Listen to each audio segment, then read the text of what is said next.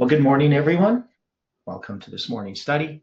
And, we've been looking at Joshua, and we're going to be looking at his sons as well. And pretty interesting study. I spent a bit of time looking at some of these things again, even though I spent a lot of time looking at it before, just refreshing my memory. But before we begin, let's have a word of prayer. Dear gracious Heavenly Father, we once again invite your presence as we open your word, and we are very grateful that we can have this time together. We sometimes take it for granted. We know that there's many people suffering, many people alone, and we just pray for one another, for our families, for our friends. And we ask, Lord, that the things that we study, even though they can seem a little bit intellectual, we know, Lord, that there's a practical application in understanding your word, that you've hidden these things in Scripture to encourage us and to draw us closer to you. So we, again, ask for your presence through your Spirit, and we pray all these things in Jesus' name. Amen. Okay, so we're going to look at Josiah's Passover. Now, Stephen did bring up a thing about the sons of Josiah, which I don't know if we're going to get a chance to look at that today. We'll see what happens. And as I mentioned before, I'm going to lay out these things just like I did in the other chronology going up to Manasseh's captivity. So we're going to look at the end of Manasseh's reign with Ammon. Well, I'm not really sure which years I'm going to put in there, because there's only so many years I can put online. So I'll figure out exactly where I'll start. But anyway, we're looking at Josiah's Passover. We had read in 2 Kings that this is going to be in the 18th year of Josiah. And in 2 Kings, there's a couple places where it uses the word moreover, which is in English, but the Hebrew word, which is, I'm trying to think what it is, gar or something like that. 2 Kings 22, 23. Yeah, this is going to be here where it says moreover. Yeah, 1571, that's gam. That's it. Okay. I need to start with GA.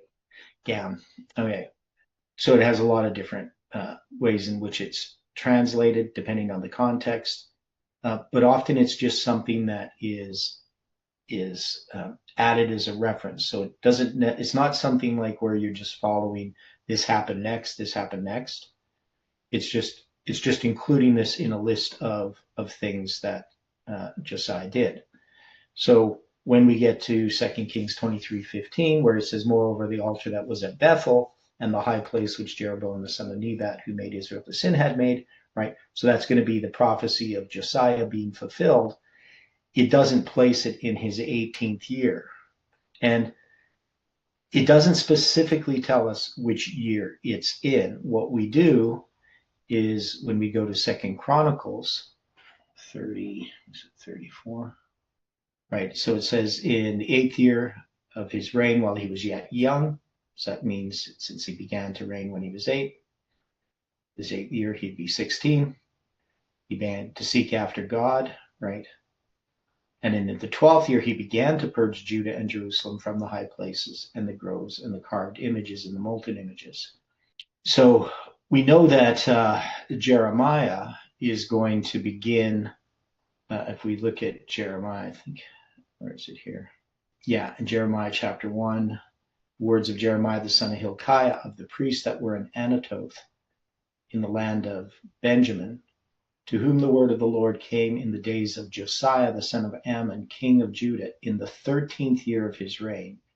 It came also in the days of Jehoiakim the son of Josiah, king of Judah, unto the end of the 11th year of Zedekiah, the son of Josiah, king of Judah, unto the carrying away of Jerusalem captive in the 5th month.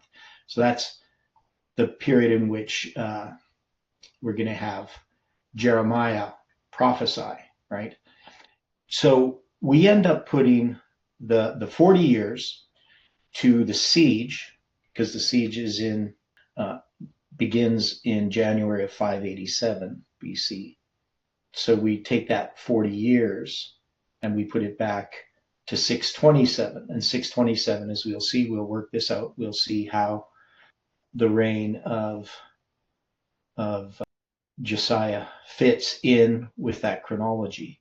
Now, the other thing which I mentioned yesterday is that when I had originally worked out this chronology, I had worked backwards. That is, I didn't start as we've been doing with, from the beginning, from the beginning of the Bible, working my way up to the time of Christ. I actually worked backwards. And when it came to the chronology of the kings of Judah, then we had some anchors in which we could specifically mark events. So one is, of course, the captivity of Jehoiachin, which is recorded, the date of it is recorded in the Babylonian Chronicles. And we will again look at that, and that's in a document called ABC 5, I believe, Syrian Babylonian Chronicles. And so I worked my way backwards. Now, there was different ways in which people have tried to work through some of this chronology. So we know that people like Edwin Thiel, he has the destruction of Jerusalem in 587. And we're going to look at that at some point when we go through that history of Zedekiah and Jehoiachin and Jehoiachin. So we're going to look at in detail. So some of this stuff we're going to look at fairly detailed because there is a lot of details, but also those details have to be sorted out. And I do have a paper called Reconciling Ezekiel's Chronology, and we're going to look at how we resolve some of those problems. Now, I know this can be rather technical, and I know that for some of us, it's, some of the people studying this, we just kind of accept, the work that's been done, and we don't fully understand every aspect of it, but we need to go through it and we need to check the work. So part of what we're doing is we've been checking the work that I've done and the work that Stephen's done as we've gone through this. And so I think we're on very solid footing, but we have to be able to demonstrate that. Okay.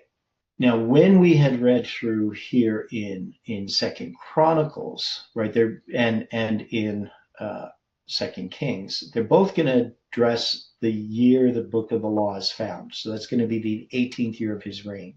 When he had purged the land and the house, he sent Shaphan the son of Azaliah and Maaseiah, the governor of the city, and Joah the son of Joahaz, the recorder, to repair the house of the Lord his God, right? And they're going to, so he's already done this work of purging the land, right? Then they're going to find the book of the law in his 18th year. So this is pretty clear when you read it here in Second Chronicles that he had begun to do this work in his 12th year. So there's basically 6 years.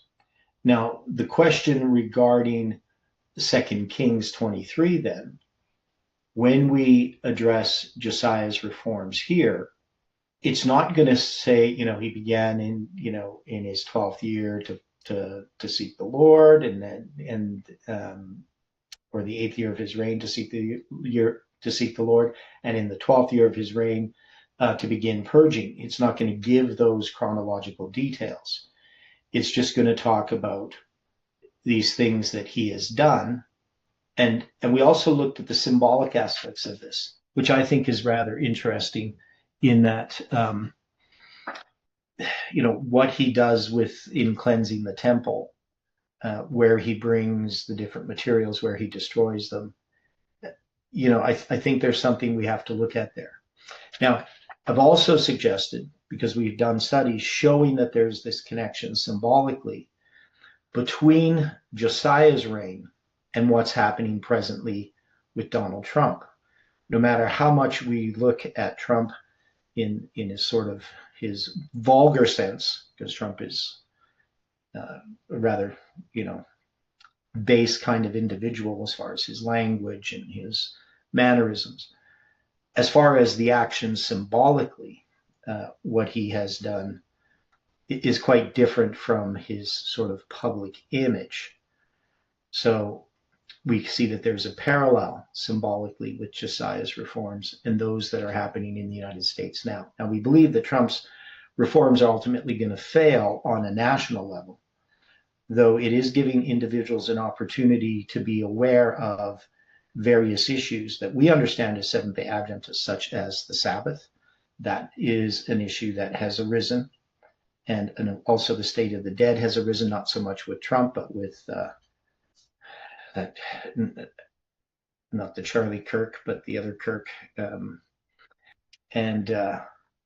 So it is rather interesting that we have these issues arising in the popular media to some degree.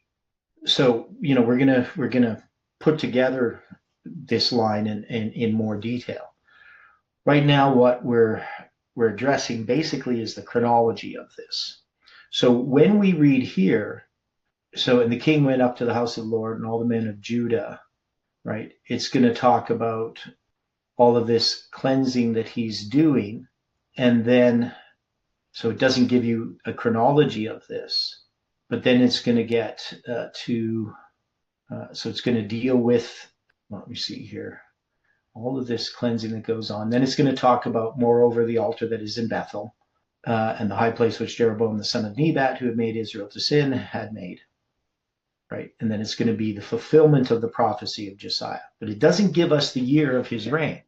It doesn't tell any years here in regard to that until we get to Josiah's Passover, which is then going to be in the 18th year of Josiah, right? And when we go back here, let me see, just trying to remember all the details in this chapter. So he made this covenant to the Lord. So they're going to cleanse the temple here, right? They're going to do that work of cleaning out the temple. So that's one of the things that he's going to do, which is going to be connected to finding the book of the law, which is going to lead to the observance of the Passover. So somebody just reading 2 Kings would put all of this, probably in his, if you just had this and you didn't have 2 Chronicles, you would probably say this is all happening in his 18th year, right? Just the way it's written, just how we would write something, right? So it's going to talk about that, going to Bethel, and then Josiah restores the Passover. So the king commanded all the people, saying, keep the Passover unto the Lord your God, as it is written in the book of this covenant, right? So we know that it's after the book has been found that they're going to keep the Passover in this story, but it's not really clear exactly when some of these events occur, right? So 2 Chronicles gives us the 12th year that he begins to do this work, and then it's in the 18th year that they have the Passover. So we will look at that chronology a bit more clearly. And then we're going to have this other moreover, so another thing, Gam, that's being added, dealing with the taking away of the workers with familiar spirits and the wizards and the different things that are cleansed. So out of the land, the different idols and so forth. And then this one's going to deal with Josiah's death in battle, the details of it. Right. Now, the rest of the acts of Josiah and all that he did, are they not written in the book of the Chronicles of the kings of Judah? And it just says, in his days, Pharaoh Necho, king of Egypt, went up against the king of Assyria to the river Euphrates, and King Josiah went against him, and he slew him at Megiddo when he had seen him. Now, if you just read this is a little bit confusing, right, in how we would write things. His servants carried him in a chariot dead from Megiddo, and brought him to Jerusalem and buried him in his own sepulchre. And the people of the land took Jehoahaz, the son of Josiah, and anointed him and made him king in his father's stead, right? So we will look at this a bit more closely, who Pharaoh Necho is, when this battle is, what's going on.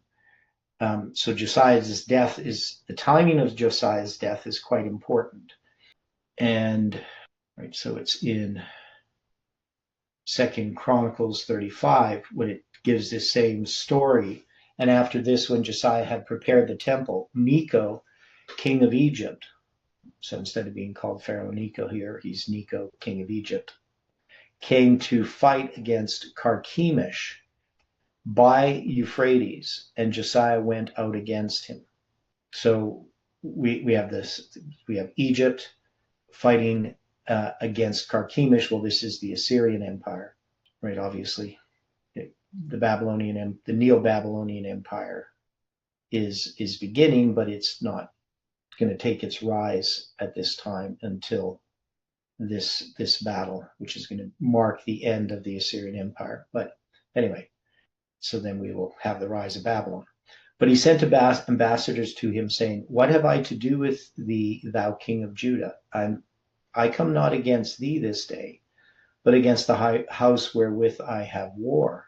For God commanded me to make haste, forbear thee from meddling with God, who is with me, that he destroy thee not." So this is kind of interesting here, where you have Pharaoh Necho saying to the king of Judah that God told me to not. Basically, he's giving a message from God to Josiah that you shouldn't be fighting against me, because that I don't want to destroy you. It's kind of a weird part of this story. Nevertheless, Josiah would not turn his face from him, but disguised himself that he might fight with him, and hearkened not unto the words of Necho from the mouth of God, and came to fight in the valley of Megiddo. And the archers shot at King Josiah, and the king said to his servants, "Have me away, for I am sore wounded." His servants therefore took him out of that chariot, and put him in the second chariot that he had, and they brought him to Jerusalem. And he died, and was buried in one of the sepulchres of his father. And all Judah and Jerusalem mourned for Josiah. So you can see in this account, compared to the one in 2 Kings, it's just basically he died, and they took him away, right? But here we can see that he's wounded. He actually is talking. He says, I'm sore wounded. So they took him out of that chariot and put him into a second chariot. And I assume that he died in that second chariot, right? So by the time he gets to Jerusalem, he's going to be dead. But, he doesn't just die on the battlefield. And then we're going to also have that Jeremiah lamented for Josiah and all the singing men. Now, so Jeremiah, we know that that's going to be in, I believe that's in the book of Jeremiah, not in Lamentations, but because Lamentations is going to deal with the destruction of Jerusalem. They're written in the Lamentations. So that's going to be, it says, it's in Lamentations 4. Yeah, here it is. According to them, according to the Bible there. The breath of our nostrils, the anointed of the Lord was taken in their pits, of whom we said, under his shadow we shall live among the heathen. So that's the reference they give. So we'll look at that as well. So it's not something I spent a lot of time on. But anyway, we have this account of what happens. Now the rest of the acts of Josiah and his goodness, according to that which was written in the law of the Lord, and his deeds first and last, behold, they are written in the book of the kings of Israel and Judah. So we're taking here that the book of the kings of Israel and Judah probably is referring to what's in 2 Kings. And then in 2 Kings, when they're referring to the Chronicles of the kings of Judah, they're referring to this passage. So they're referencing each other. So it's kind of interesting that, you have two different books, right? Each book is going to reference the other book. Now, of course, we know that that 2 Chronicles itself was probably compiled by Ezra. That's generally the view that's held. So that there was probably a book called the Chronicles of the Kings of Judah, or that was referenced, that basically is just different things are added by Ezra. So when it says they're written in the book of the Kings of Israel and Judah, that would probably be Ezra's notation there, where he's telling you it's already, here's where this is written. So they're not directly, because you can't have two people write a book and reference each other unless they both know the other one's writing the book, right? And they're obviously not written at the same time.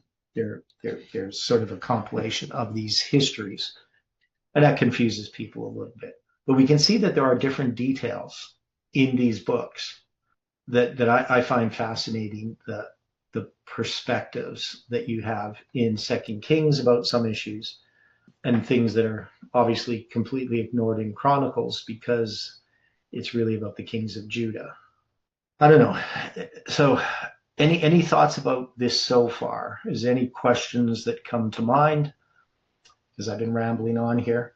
Is there things that aren't clear at this point that people think they need clarified regarding Josiah's reign? I mean, we're going to look at it a bit more in detail, but I think the way that we're approaching this, kind of going one step at a time, is going to reveal other things that we will have to look at. yes, right. So there's going to be lots of things that we have, because one is we're going to look at this Passover in connection with Ezekiel and the Jubilee cycle. Oh, I'm just looking at what I have here, some of my other charts here, because I have it in my studies on Ezekiel, dealing with the Passover, Josiah, and the beginning of Jeremiah's reign in the 13th year. I have some interesting charts that I've worked on in the past, dealing with the Jubilee cycles, because that's the other thing that we have to address. I was going to add that if Josiah is paralleling Trump in some ways, well, 2 Chronicles 35:23 sounds like what I've been reading lately about what's going on. I mean, Trump's war, people are, one of whom used to be in his staff are telling him that it was a mistake. The art, and I'm looking at the archers there. Well, you don't get involved with an Islamic country like that. Yeah, well, It's been a fiasco. yeah, see, I actually look at it quite differently. So, because I don't really follow the popular media at all. So, I do know from Facebook what people are saying about it, but I don't actually consider it a fiasco at all. I think it was actually something that would have to happen no matter who was president. It's not really something particularly that Trump is doing. It's even though he's taking these actions, he's doing it differently than other presidents would have done it, but probably more efficiently, because there's a lot of stuff that most people don't know about this whole history. So yeah, but as far as the archers, we take the archers as referring to Islam. So I do think, whether we're going to take this literally, that Trump is going to be killed by an Islamic nation, I don't know. I don't know if we have to take it literally in that sense, but it is possible, right, that he will be killed in connection with what's happening, whether it's directly, because if we look at it as being a stray arrow, and also this the fact that he disguises himself, right? So that's one of the things I want to look at as well, what that would all mean if we're going to try to apply it to Trump, if we're going to try to apply it to him personally. But I don't really have any solid ideas on that. Now, when it comes to Trump being the seventh, right, and he continues a short space, and then we get the eighth. Well, we've already made an application at 108 days from Trump's inauguration to the election of Pope Leo XIV is a symbolic period of time that we don't need Trump dying in order to have that short space, right? But it is still possible that Trump could die while in office, and that he could be assassinated, right? That's always a possibility, right? So whether that, and if we look at it as like this sort of stray arrow, what would that symbolize, right? So, and then we also have to look at, there's this warning from God, don't do this because it's going to result in your death. And he does it and it results in his death. So that's a whole question that we would have to look at. We might not really understand it until after events unfold, right? I'm not really, inclined to make speculative predictions regarding exactly how this is going to be fulfilled, if it's fulfilled in that way.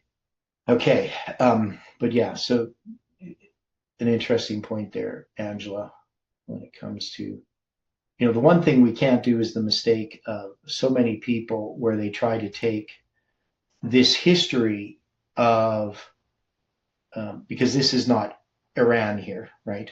This is dealing with Egypt.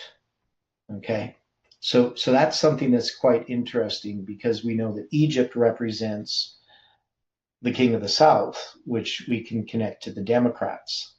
So it could be something in connection with that, but you understand what I'm saying. But then there's going to be this arrow, so the archers represent Islam. So I don't know if anybody else has thoughts on that. Now, I was just looking at one of my charts. Boy, this is interesting. So I'm just going to show you. This is not the best chart in the world. This chart is really dealing with, what was I doing here?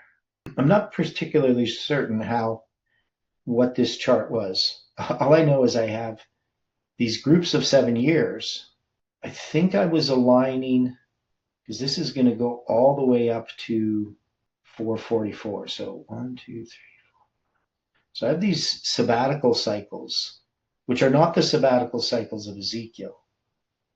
I don't know what I was trying to demonstrate here. I think, because this is going to deal with, and I don't know what this bracket is here.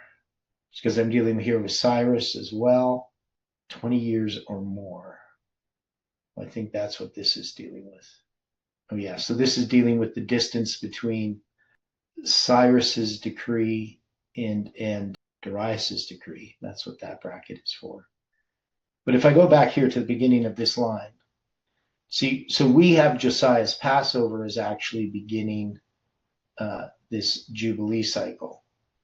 And then we're going to have like Ezekiel's first vision, and this is going to be the 30th year of a sabbatical cycle.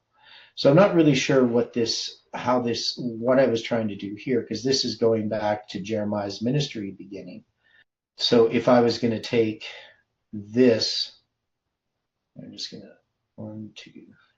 So I'd have to have how many of these? So, right, because from Josiah's Passover, that's the 30th year. And then this is going to be the temple vision on the 10th day of the 7th month. Right, so so this must be the 10th day of the 7th month.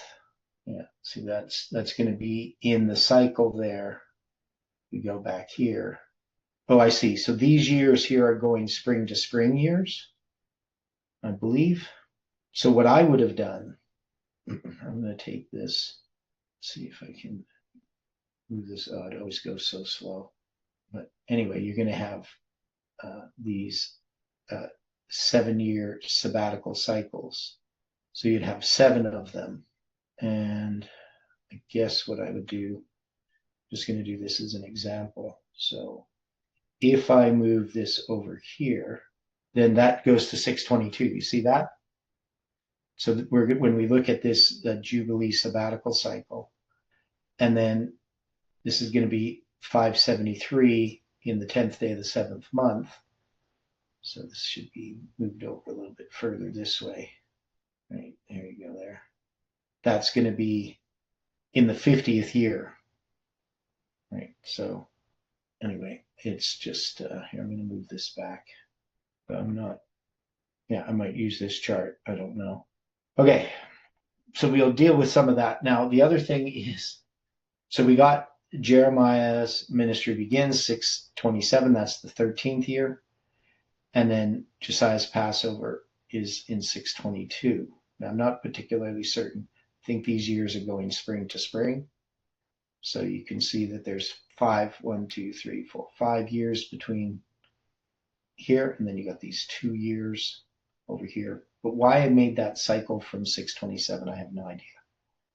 I'm not particularly certain what I was doing, other than I could have been dealing with trying to line it up here with the temple being completed. but I'm not, or like the decree in 516, that lines up with that. But I'm not certain what I was doing. And if that lines up with the temple being completed, then there should be 7 of those from the destruction of the temple. So it might have been something to deal with that. So you got the temple being destroyed, and then you have basically 49 and a half years. So I think that's what I was trying to do there. But I don't know. It was a long time ago I made this chart. Okay. Let me see. Oh yeah, see here's another one dealing with the Jubilee cycle, 13th year of Josiah in 627. So this is basically the same chart. And this one I'm just dealing with that Jubilee cycle. So you got these different cycles, the sabbatical cycle, the first cycle, second, third, fourth, fifth, sixth, and the 7th. Okay, so that's what I was trying to do there. Here's one dealing with Ezekiel's prophecy. So you can see the 40 years for Judah starting in 627. So it's always going to be in that 627, the 13th year of Jeremiah, or the 13th year of Josiah's reign, in which Jeremiah begins his ministry. That's a different 622. That's the Islamic calendar. There's another one dealing with Josiah's Passover in the 30 years. So we'll look at that. I know we've gone through these things before, but looking at them again in this context is going to be, I think, more helpful. Okay, so we got Josiah's reign. One of the things about Josiah is we know he begins to reign when he's 8 years old, and he reigns 31 years in Jerusalem. Now, when we deal with Josiah's reign and then Jehoahaz, his son, Jehoahaz is going to have a 3-month reign. And the way that we have added up the chronologies of the kings of Judah is that we've added up the way that they've given us these spans of time. In the kings of Judah, we don't have like really short reigns, like seven days or anything like that. The shortest reigns that we have are the 3 months of Jehoahaz. And we also have with Jehoiachin 3 months and 10 days, which is also referred to as 3 months, right? So we'll look at that. But Jehoahaz, he's 23 years old when he begins to reign. And he reigns 3 months in Jerusalem. So when we're adding this together, when we add all the kings of Judah, we end up with 391 years and 6 months. Now, technically, if we were just to add the years that they give us, it would be 393 years and 6 months. But they give us a 2-year co-regency between Jehoshaphat and Jehoram, right? So that gives us 2 years less. And then the question is, why did they do it that way? Why didn't they say he just reigned 6 years instead of 8 years, that is Jehoram? But it's pretty clear because his reign begins in a particular year of a king of Israel and then ends in a particular year of the same king of Israel, we can establish how long his reign is. But they don't tell us it's 6 years, they say it's 8 years. But he began to reign while his father was still king. So it's clearly a co-regency mentioned in Scripture. It's just that they don't say, he co-reigned for 2 years. They show us another way. So all of these co-regencies that Edwin Thiel imagines, they're definitely not specifically mentioned in Scripture, but even the ones that are sort of partial, when the dad's still alive and the son begins to reign just at the end of his reign sort of thing, which we can infer in a couple places with some of the kings, it doesn't affect the count, right? That is, it's not you're not gonna have a different count of that king's reign. They wouldn't give a different number because it's not long enough time. Where in the situation with Jehoshaphat and Jehoram, it's enough period of time that we have that 2 years difference. But we have these 3-month reigns. Now, Stephen, you noted before that if you take Jehoahaz's reign And Jehoiachin's reign, you get 6 months and 10 days. If you're there, Stephen, I know you're probably working, but the significance of 6 months and 10 days, does anybody want to comment on what that would be? So we got, So 187 days. Implicit count. yeah, it's 187 days, right? That would be the number of days from the first day of the first month to the 10th day of the seventh month. So that's rather interesting. So we got the 391 years, right, of the kings of Judah, plus a half a year, but specifically 187 days, right? That is the period from either the spring equinox to the autumnal equinox, which is that period of time, or the period from the first day of the first month to the Day of Atonement. So those are both 187 days. So it doesn't just say 6 months and then or 3 months and 3 months to get 6 months. It's 3 months plus 3 months and 10 days.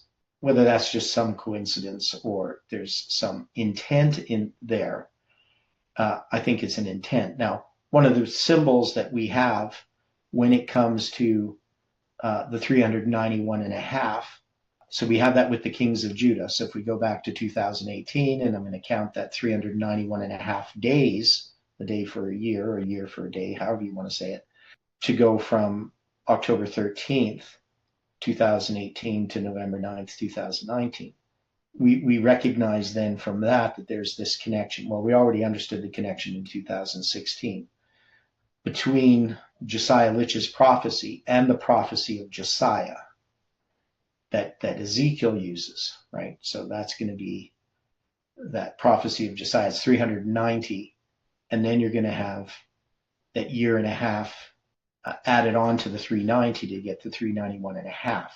So, but if we take that half, when we applied it to Josiah Lich's prophecy, we counted that a half a year in a day for a year fashion. And it's going to lead us to July 18th, 2020, right? So that's more the secondary way in which we got July 18th, 2020, but it's partly how it was done. And so if we take the 391 and then we think about the half, and the half being as a symbol 187 days, that means in this story of the kings of Judah, even without the prophecy of Ezekiel, right, you still have the July 18 symbol there, right? So hopefully you followed all of that rambling.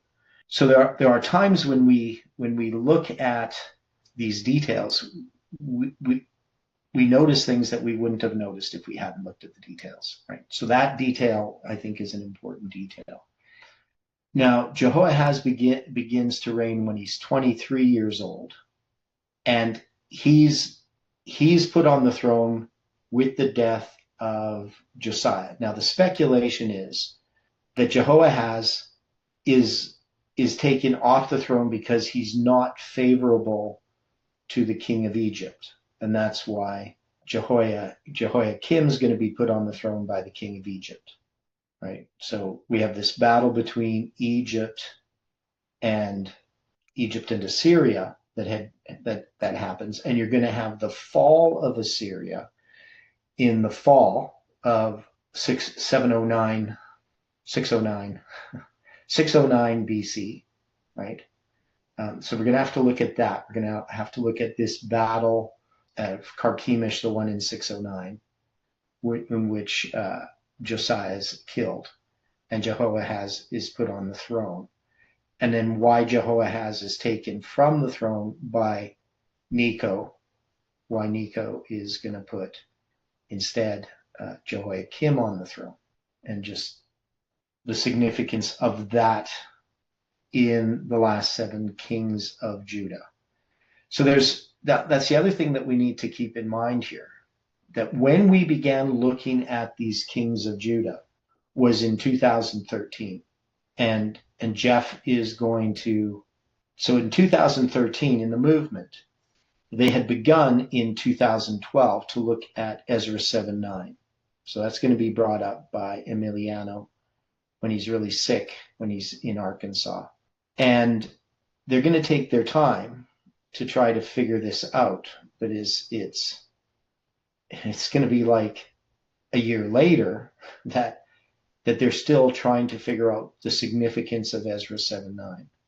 Am I doing that right? No, I think it's in the spring. It's the spring of 2013. So it's not a year later, it's months later.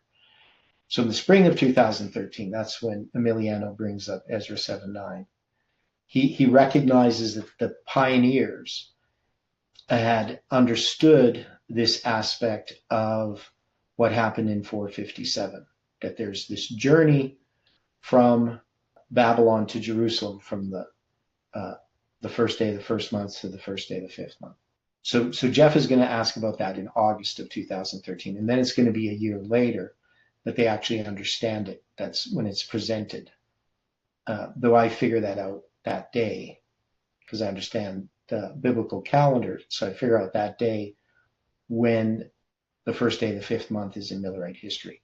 But it's going to be Noel who's going to present that in 2014. Okay, so in 2013, we start looking at this.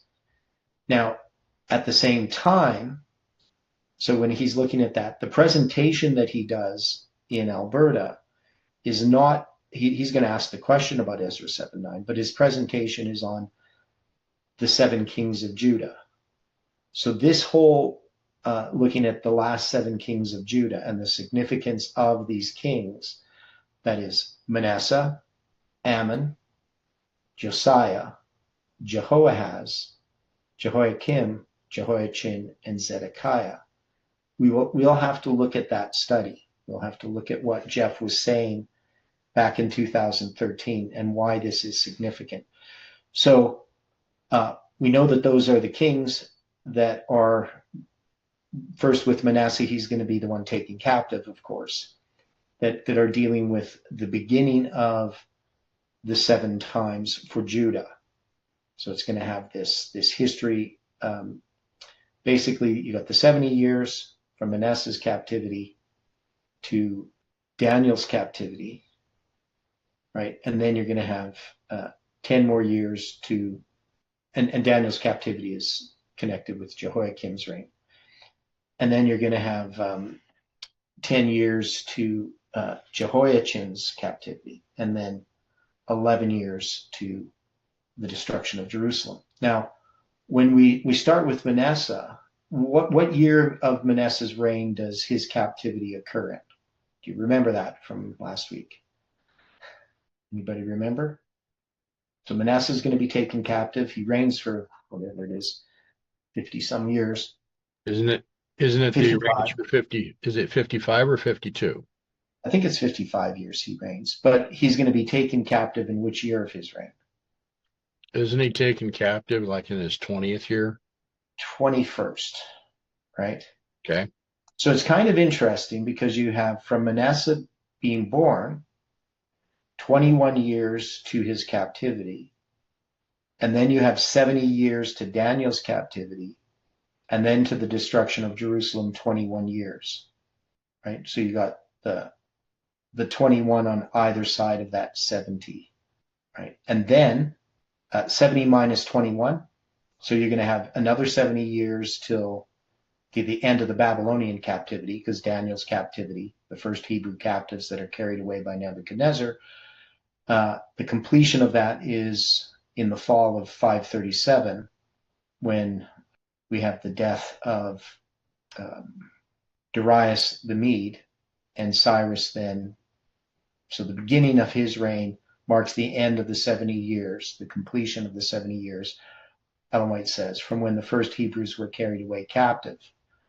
So we know if we take 70 minus 21, though, so from the fall of Jerusalem, 49, right? So one of the things that we see in this structure dealing with the 70 years and the 21 years is we see this structure of a Jubilee cycle. And this is one of the things that I think that chart was partly in my study of the Jubilee sabbatical cycles, is that there are various cycles that are used in Scripture. That is, there isn't one Jubilee cycle, as people imagine, because the Jews had lost track of the exact time of when these Jubilee cycles had begun, right? So they didn't know exactly when they were. Now, Ezekiel's going to have a Jubilee cycle that is completely symbolic as far as I'm concerned. I don't think it's an actual Jubilee cycle. But if we look at the destruction of Jerusalem in how it happens, we can see it fits in with this idea of 21 and 49 making up 70, right? And we have this happen other places as well. So when you deal with because you have this 70 years for the temple, so obviously that overlaps, right? So you got the 70 years of the Babylonian captivity, 21 years into the Babylonian captivity, the 70 years for the temple begins, right? So those obviously overlap. That's why there's that 20 years in there from the decrees of Cyrus and Darius, because it's going to be in the fall, right? That before he issues his decree, and then there's from that period from when the decree of Darius is issued, there's again like a half a year. So the 20 years ends up becoming 21 with the 2 half years on either side. So there's a lot of interesting structures within this history, because this history is addressing the 7 times of Leviticus 26. So these last 7 kings of Judah that Jeff was presenting in 2013, he was dealing in connection with the understanding of the 4 7 times. Now, Jeff did not have a chronological understanding of the 4 7 times. That is, Jeff never really did chronology. He just sort of accepted chronology that was given to him by others. He never tried working out any of these chronologies himself. Now, at that time in 2013, I was working on the chronology. I hadn't sorted it all out yet, but I knew from what I had studied that Leviticus 26 was fulfilled in these periods of 70 years, but I didn't know all of them. I obviously had the 70 years for the captivity, and I knew there was 70 years for the temple, but I wasn't sure how that all fit together because I didn't have an exact chronology yet.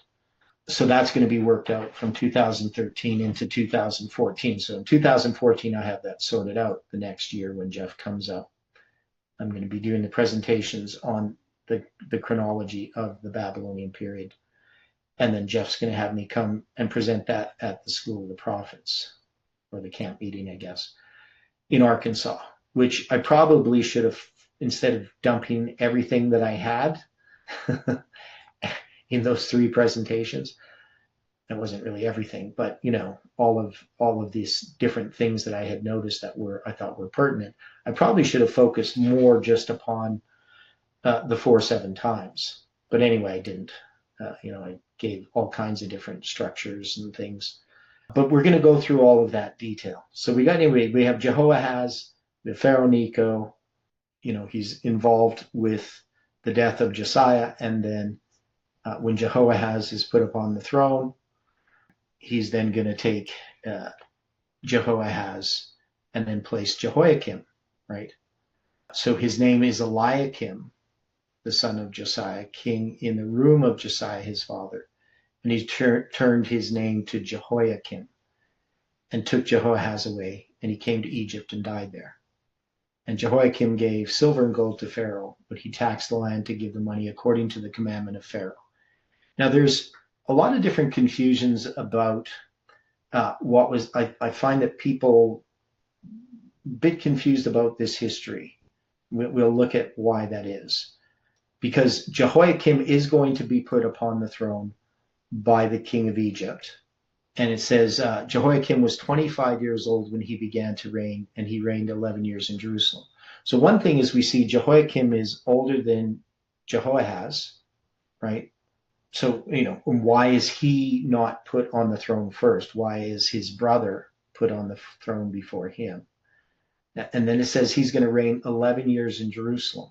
So we're going to look at the significance of this 31 years of Josiah, then the 3 months, how that's going to fit in, how we would place where exactly Jehoahaz becomes king, and he's going to be king for 3 months. And then when Jehoiakim's reign begins.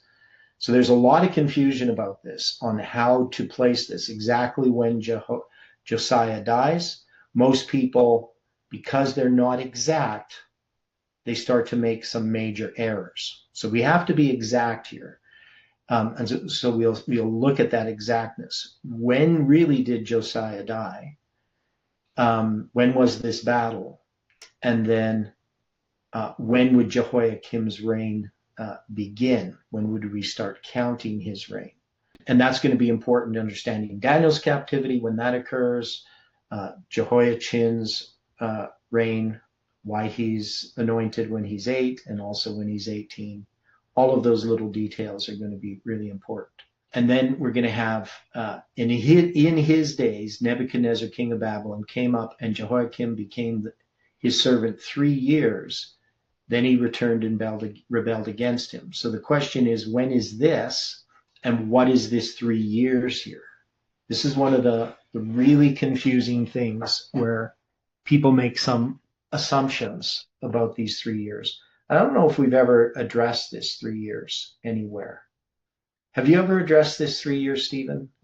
I know you're always working there. It takes you time to get to your phone. But so people make some wild assumptions about this 3 years. Well, I'll have to put it into the history. So Okay. I've sort of looked into it a bit. Okay, I can't hear what you're saying. I didn't catch what you're saying. Say it again. Yeah, I had looked at it, putting it into the table of history. I sort of had to deal with it. You deal with it in table of history, you're saying? Yes, we had to locate the date when it occurred. Okay. Yeah, so anyway, we're going to have to look at it. So you're saying you looked at it a little bit, but you're not 100% certain about it? No, I'm kind of comfortable, I think. Okay. So we'll look at that in table of history, see what you came up with. But yeah, there are different views on what to do with this 3 years. And then it says the Lord sent against him bands of the Chaldees and bands of the Syrians and bands of the Moabites and bands of the children of Ammon, and sent them against Judah to destroy it, according to the word of the Lord, which he spake by his servants the prophets. Surely at the commandment of the Lord came this upon Judah, to remove them out of his sight, for the sins of Manasseh, according to all that he did. Right? Again, this is always about the sins of Manasseh when it comes to the destruction of Jerusalem, and the sins of Ahab when it comes to the destruction of northern Israel. And to remove them out of his sight for the sins of Manasseh according to all that he did, and also for the innocent blood that he shed, for he filled Jerusalem with innocent blood, which the Lord would not pardon.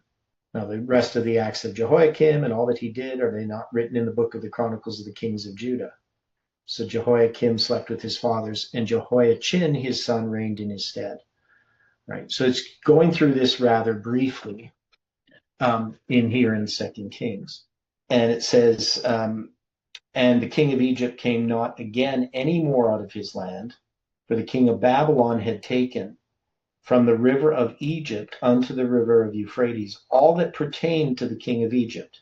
So Babylon is going to dominate this area. And of course, we know that we have prophecies regarding Egypt, the 40 years dealing with Egypt, and this history is dealt with in other places, right? Obviously, it's dealt with in, where's that?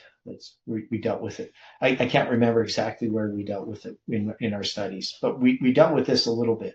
So it has to do with Ezekiel, right? So I know that whether it was in our studies on Ezekiel that we specifically dealt with it, or we dealt with it in some of our other studies. So then you have Jehoiachin reigning. So Jehoiachin was 18 years old when he began to reign, and he reigned in Jerusalem 3 months. Now, of course, we had this other place where Jehoiachin, we'll see, where he begins to reign when he's 8 years old. And so most commentators they just say, oh, it's a typo. It should be 18. Somehow they didn't notice when they were copying that they wrote 8 instead of 18, and it just, stuck. I have really a lot of trouble with those types of, like, if there was just one Bible and somebody copied the one Bible and then destroyed the previous copy, and that nobody actually understood Hebrew when they copied it, and nobody actually was able to, they're just copying this out of context, so to speak, that you could get those types of typos in.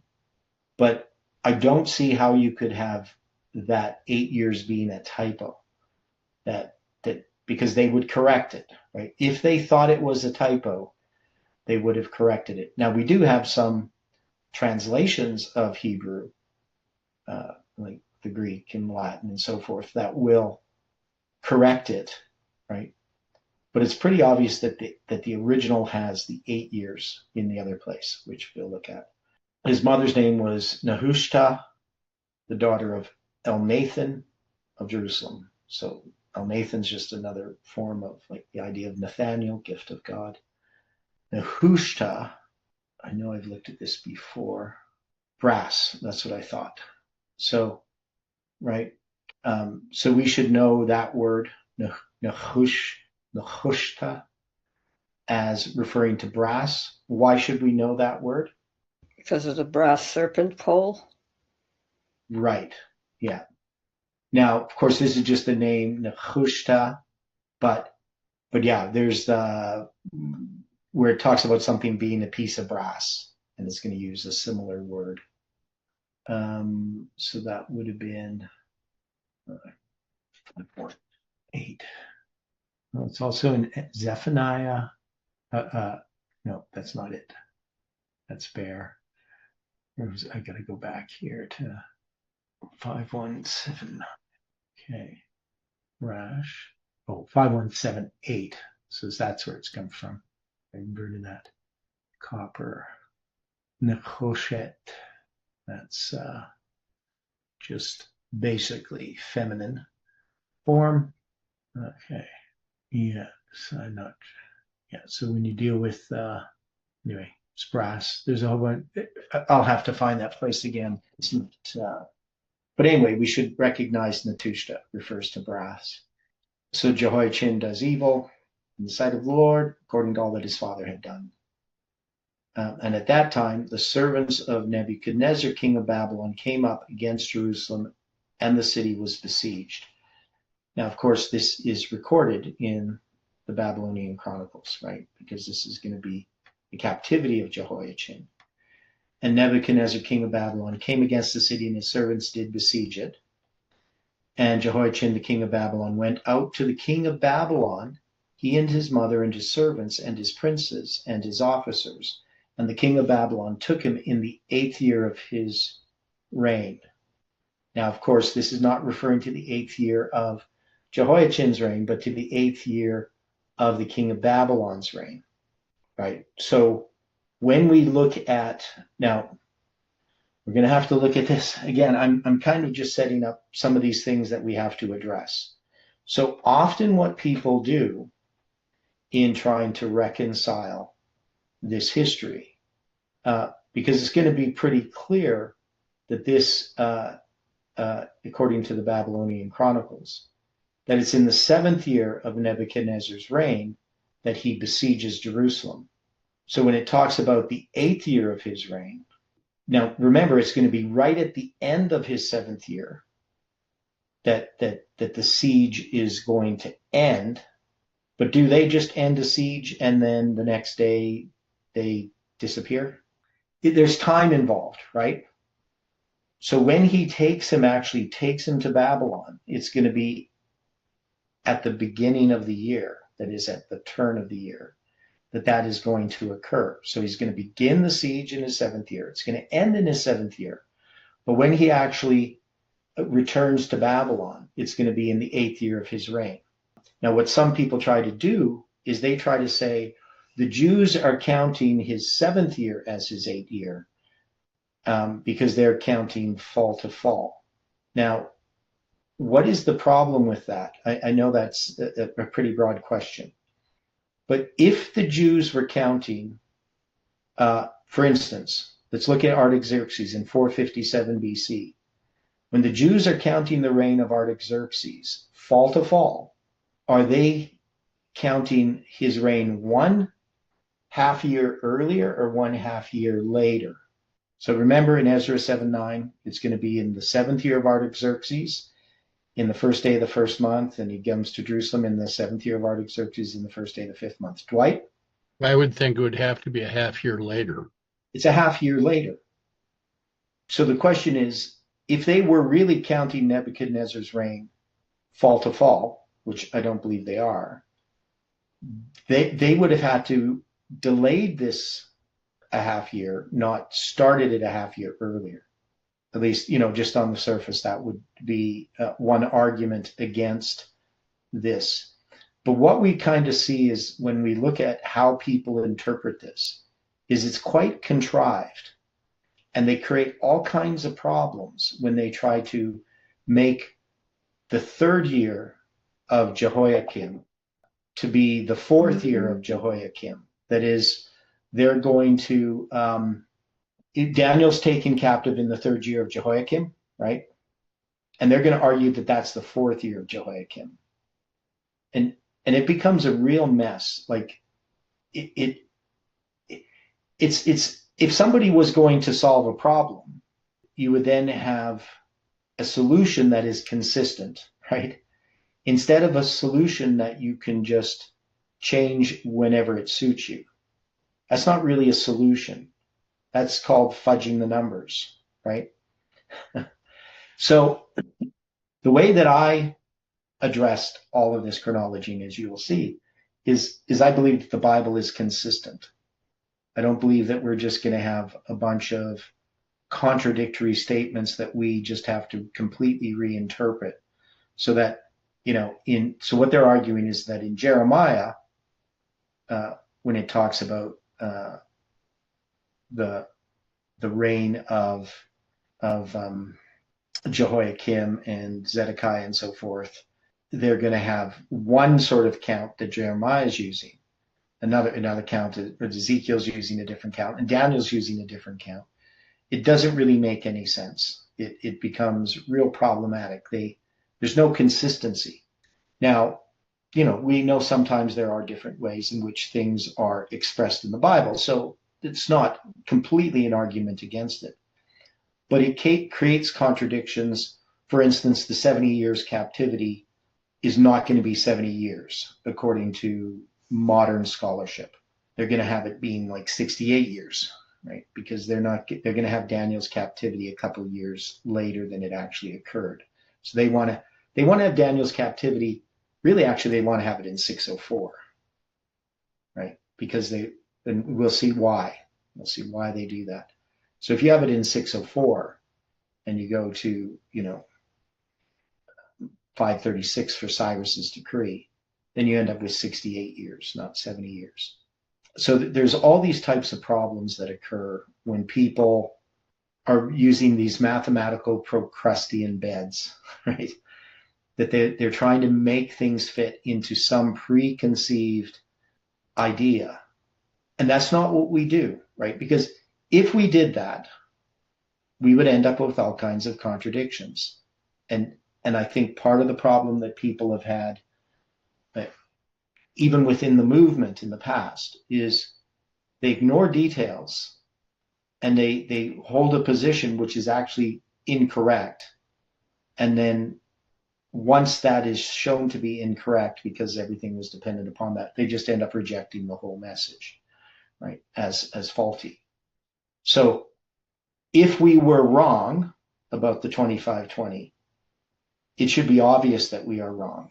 It shouldn't be that when we continue to examine it more closely all the time, that we continue to find that we are correct, and that the difficulties disappear the more correct we are, right? The more we start to look at these details and refine our understanding, the more we see clearly what's being presented in the Bible. Now, I still, struggle with this to some degree, in that how much can, the average Adventist sort out even something like the 2300 days. So think about your experience with the 2300 days as a Seventh-day Adventist. It's all going to be different of, when we first heard about it, what we understood about 457 BC, whether we even understood really any of that history. We accepted the 2300 days. At some point in our life, we decided the 2300 days was valid. Now, some people just accept it as a state of fact. The church told them it's the 2300 days. They see a presentation in an evangelistic series. It seems convincing, even though the evangelist is going to lie to you about 457, right? He's not going to understand it in the first place. So most of the evangelists will just say, Cyrus issued his decree in the fall of 457 BC. If that is the case, we have a real problem, right? Because he issues it in his 7th year, right? And the 7th year is definitely not in the fall of 457. And that means if he issues it in the 7th year and it's in the fall, and Ezra is going to travel in the 7th year on the first day of the first month and arrive at Jerusalem on the first day of the 5th month, and we have some real problems, right? Yeah. So if his 7th year is from the spring of 457 to the fall of 457, Ezra is going to actually leave before the decree is issued, right? But if we say that it's issued in the fall and it's in his 7th year, right, you start to see the problem. It doesn't fit in with the chronology that exists, right? It doesn't fit into history. But Adventists believe that. I believed it. That was what was told me. In the fall of 457 BC, Cyrus issues his decree. Or sometimes people will say, well, it went into effect in the fall of 457 BC, in the 7th year of Artaxerxes. But then they don't really account for, so they have the 7th year of Artaxerxes beginning in the fall, right? Or they have it beginning in the spring, but it goes spring to spring, 457 to 456. And I tried to defend that, my early years of Adventism. And then I recognized it was wrong. And so I knew we had something wrong. And I read, the Biblical Research Institute's books, right? So you got all those Adventist scholars back in the 70s writing these books trying to support the 2300 days and historic Adventism's understanding of the prophetic periods. And they muddy the waters quite a bit, right? So, you got Shea and the other guy, which I really like their scholarship. I mean, I think it's good work, except that a lot of it's wrong. A lot of it's overstated, right? So the 2520 answers that problem. So anyway, we're going to have Jehoiachin's captivity, and we have this 8th year of Nebuchadnezzar, right? And then it says he carried all the treasures of the house of the Lord and the treasures of the king's house, and cut in pieces all the vessels of gold which Solomon the king of Israel had made in the temple of the Lord, as the Lord had said. Now, of course, we know that he also took some of the vessels and stuff back when Daniel was taken captive. I think one of the biggest things that almost no Adventist understands is this history, that is, very few Adventists understand that Daniel is taken captive, then Jehoiachin is taken captive, and then Jerusalem is destroyed under Zedekiah, right? Right? So many Adventists just mix all of this together as one event, right? Like before you were in this movement, before we started studying this, did you understand this history of Daniel's captivity and the destruction of the temple as these different events? Anybody? I believe I did. You understood this before? No, I understood that Daniel's captivity and the destruction of the temple were separate events. Okay, you did. Okay. Now, do you think that most Adventists would understand that? No, No. Yeah. not at all. I didn't. Even though I read it in the spirit of prophecy, it just escaped my attention, right? And I'm not particularly certain why, because it probably shouldn't have. But I think a lot of it had to do with the children's books I read to my kids, because they sort of group it together, right? And so I understand why that happens. But and the other big thing that most Adventists believe is that Artaxerxes' decree is the one in which the temple is completed, right? Instead of under Darius's decree. That's another common misconception. There's lots of things like that in Adventism, that things that I just heard or read that I just accepted because it fit with what I understood. But I knew that there was some underlying contradiction, but I didn't know what it was because I hadn't taken the time to look at it, right? So that's one of the things we're going to have to really sort this out quite clearly. So, and then we have here, so he carries away Jehoiachin, and then it says the king of Babylon made Mattaniah his brother king in his stead. So we see in the Babylonian Chronicles that he says he placed a king of his own choice, right? He doesn't mention that his name is Mattaniah, that he changed his name to Zedekiah, but it does say that he took Jehoiachin captive, and he's going to be captive for 36 years, and then he places his someone else on the throne, right? So then we're going to have Zedekiah is going to be 21 years old when he began to reign, so he's a lot younger. Now, so our time is up. So I think what we'll do tomorrow is we'll go through this again. I'm going to try to see if I can get some of this drawn out a little bit with these kings, and we'll look at the statement that Stephen brought up at the end of the study yesterday regarding the sons of Josiah. So there's the eldest son is actually never, he's just mentioned once. Doesn't become a king. So we have, we'll see that we have, Mattaniah is definitely, who becomes Zedekiah. He's the youngest of these brothers that become king. And then we have to see how their names fit because they have different names. So it becomes a little bit confusing, but we'll see how that works, like who Kenaiah is, who Shalom is, all that kind of stuff. Okay, any final thoughts before we close with prayer? I know there's a lot of little details that we're going to have to all bring together and go over, but you can see that there's a lot of things here. Okay, well, let's close in prayer. Dear Father in heaven, we are grateful, Lord, again for this time that we've had. And we just pray that this week can be productive in many different ways. But as we go through this chronology, we ask, Lord, that you can give us insight and discernment, that we can see how all of these things fit together, and that we can see this puzzle in its completeness. And so we pray for one another, that you can strengthen us, help us with our health, mental and physical health, help us to come to you each moment to trust in you, and bring us together again to study these things is our prayer in Jesus' name. Amen.